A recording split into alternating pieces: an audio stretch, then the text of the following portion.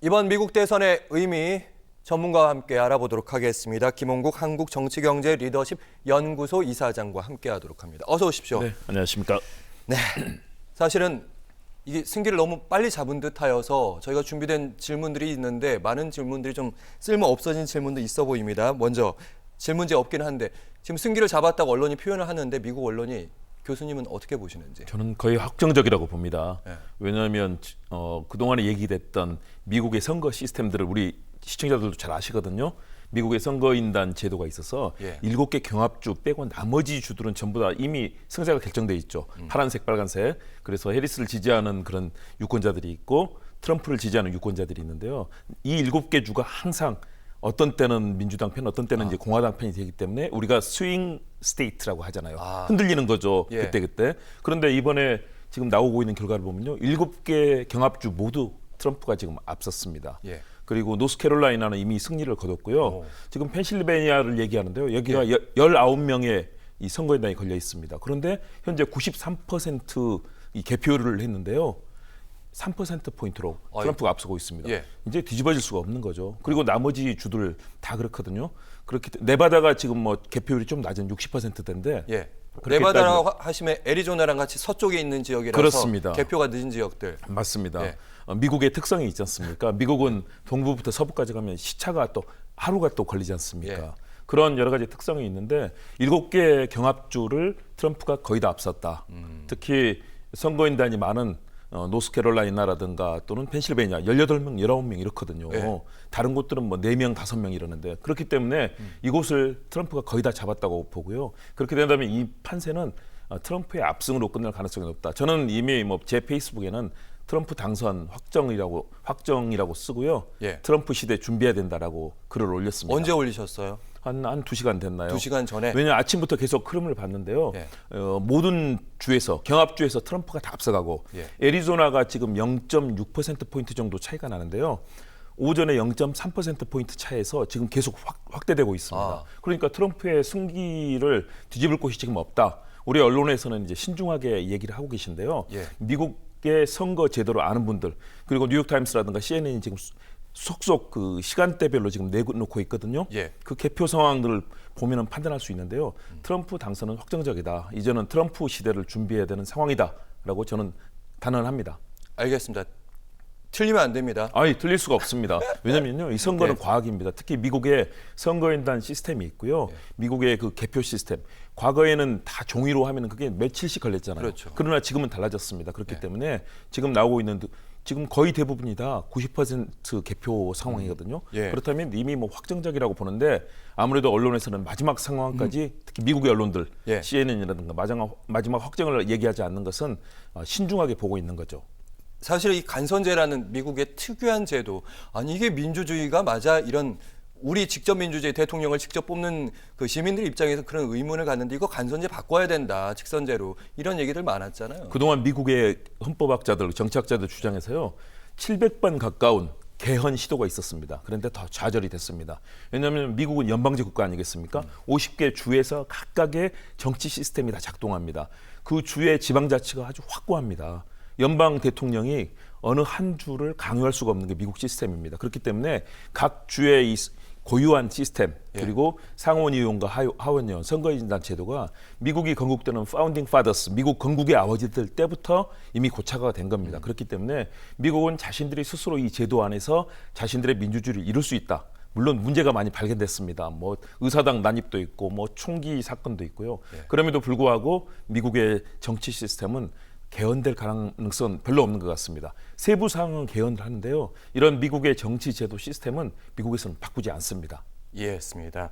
어쨌든 이 의견은 이제 첫 여성 대통령 탄생하느냐 이 부분은 이제 조금 힘들어지는 분위기인 것 같고 트럼프도 또 다른 기록을 세우는 셈입니다. 그렇죠. 한 번 건너뛰어서 두 번 재선하는 대통령인데 연임하지 않고 한 번 건너뛴 거. 이것이 한 130년 만에 이루어진 미국에서 두 번째 기록입니다. 과거에 클리블랜드 대통령이 이제 그런 기록이 있었고요. 두 번째 기록을 세우는 거고, 그리고 사실상 트럼프 대통령 하면 굉장히 네거티브자라고 뭐 사건이 얼마나 많았습니까? 그리고 기소당하고 여러 가지 그 벌금형뿐만 아니라 지금 논란이 많지 않습니까? 우리 입장에서는 괴팍한 후보입니다. 그렇죠. 그리고 우리에게도 굉장히 어렵습니다. 동맹이라고 하지만 우리에게도 무수하게 분담금부터 시작해서 끊임없이 한국에 대해서 무리한 요구를 하는 그런 대통령이거든요.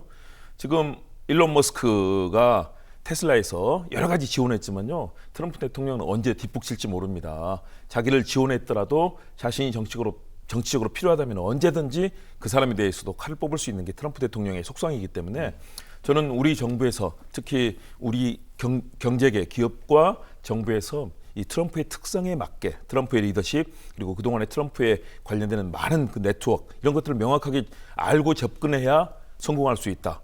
잘못하면요. 트럼프한테 전 세계가 된통 당합니다. 그러니까요. 대비를 했을까? 잘하고 있을까? 이런 걱정이 안 될 수가 없는데 사전투표 얘기도 잠깐 해볼게요. 네, 왜냐하면 이번에 유권자가 한 1억 6천만 명이더라고요. 맞습니다. 네, 거기서 한 절반 이미 사전투표를 했던 혹시 사전투표 개표가 안 돼서 지금 트럼프가 유리하게 나오는 거 아닌지? 아니 그렇지 절대 않습니다. 아니에요? 예. 아닙니다. 이미 몇 명이 했냐면요. 예. 8,600만 명, 8,590만 명이 이 투표를 했습니다. 절반 한 사전투표. 거죠. 예. 미국의 아주 놀라운 일입니다. 사실은 우리나라는 사전투표가 굉장히 활성화되어 있는데요. 미국은 그렇지 않거든요. 그런데 이번에 직접 투표자가 4,700만 명, 그리고 우편 투표가 3,900만 명입니다. 사전투표를 이번에는 과거에는 공화당에서는 사전투표를 독려하지 않았습니다. 그런데 이번에 트럼프가 위기의식을 느낀 거죠. 초반부터 분위기 개표를 주도하고 가야 된다. 그래서 사전투표를 독려했는데요. 공화당 지지자들이 사전투표에 많이 참여했습니다. 그렇기 때문에 사전투표 결과 일부 주에서는 해리스 지지율이 높지만 다른 곳에서는 또 트럼프 지지율도 나오기 때문에요. 사전투표는 이번에 미국 그동안의 선거 시스템에서 가장 활기띠고 활기찬 그런 제도로 정착이 됐고요.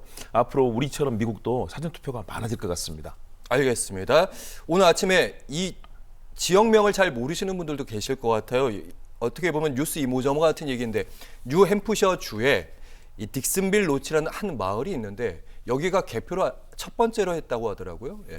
그 유명한 곳입니다. 왜냐하면 미국의 선거를 아시는 분들은 항상 여기 뉴햄프셔주. 뉴햄프셔는 이 동북 지역에 있는 작은 이 주거든요. 산골 마을이라고 볼 수 있죠. 그렇습니다. 네. 그런데 항상 이곳에서 미국의 이 상징적으로 개표를 하기 때문에 그런데 3대3 동률로 나왔죠. 여섯 명이 투표한 거예요? 네, 6명이 투표했는데 3대3 동률이 나왔습니다. 그래서 이번 선거는 치열한 박빙이 펼쳐질 것이다. 물론 과거에는 또 좀 양상이 달랐습니다. 그러나 이번에는 치열했고요. 그래서 정말 치열할 것이다 예측은 많이 했습니다. 그런데 저는 이제 이걸 트럼프 대통령이 당선될 가능성이 높다라는 전제하에 지금 말씀을 드리는 거고요. 트럼프라는 노련한 정치인 이미 대통령을 하지 않았습니까? 그리고 국제사회에서 트럼프가 세계 각국과 수많은 외교적 줄다리기를 해서 성공하기도 하고 뭐 북한의 김정은 위원장도 만나고 수많은 하고 그랬죠. 그럼요. 예. 그런 일들이 있었지 않습니까? 다시 말해서 트럼프 대통령이 미국의 국익을 위해서 다른 나라를 압박하고 하는 것들을 보면서 미국 국민들은 트럼프의 그런 경험 또 강력한 리더십 이런 부분을 높이 샀을 거고요. 그러나 해리스 후보 같은 경우는 1964년생이죠. 이제 시운을 넘긴 나이인데 역시 해리스 후보는 상원의원을 딱 2번 했습니다. 예. 2017년부터 2021년까지 했고요. 그리고는 부통령이 됐으니까. 그리고는 그 전까지는 다 검찰총장이라든가 검사만 했거든요. 우리 검사 출신 대통령하고 좀 비슷한 그런 유형인데 그러나 정치 경험이 부족했던 거죠. 연방 정치는요. 각 주별 정치하고 또 다르고요. 미국의 연방 정치는 굉장히 강력한 그런 정치 주도 그룹이 있습니다. 그런데 해리스 후보에 대한 기대감은 있었습니다. 왜냐하면 바이든 대통령이 너무 무기력하게 넘어졌기 때문에 그랬지만 결국은 그걸 이겨낼 수 있는 사실은 대선 전개가 어떻게 됩니까? 올해 1월부터 10개월 동안 장기 레이스를 하는 것이 미국의 대선입니다. 예. 그런데 이미 트럼프 대통령은 올해 준비를 했고요. 그런데 갑자기 등장했던 7월 달에 이제 이 후보 교체되지 않았습니까? 그 이후에 3개월 동안 달려왔는데요. 역시 그런 경험의 문제 그리고 리더십의 문제 해리스 후보가 많은 주목을 받았습니다. 흑인이면서도 인도계이고 여성이고 많은 기록을 얻을 수 있는 그런 가능성이 있었는데요. 예. 그럼에도 불구하고 미국민들에게 야 지금 미국 어렵다. 경제도 어렵고 민생도 어려운데 과연 해리스 리더십이 우리 미국을 살릴 것이냐. 미국의 입장에서 미국민들의 입장에서는 그런 불안감들이 컸다고 보고요. 그래서 이미 경험이 있고 대통령을 했었고 다양한 뭐 경영자로서의 경험도 있는 트럼프의 손을 들어줬을 가능성이 높다라고 저는 그런 판단을 합니다. 만약에